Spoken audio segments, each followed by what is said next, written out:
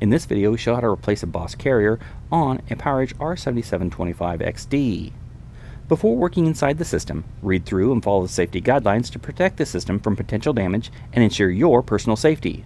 For more information about safety guidelines, see the service manual at dell.com/support. To remove the BOSS carrier, open the latch and then slide it out of the rear of the system. To remove the M.2 NVMe SSD, loosen the two captive screws on the cover. Then, tilt the cover and remove it.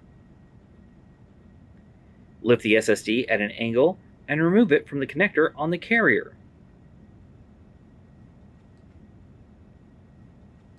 Note, when replacing the SSD, be sure to replace existing thermal pads with new ones.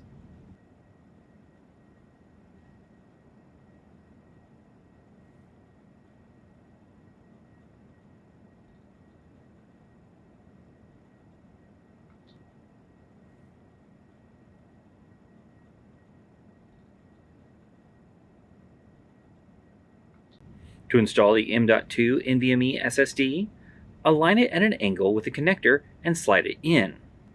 Place the cover on the carrier and tighten the two captive screws to secure it in place.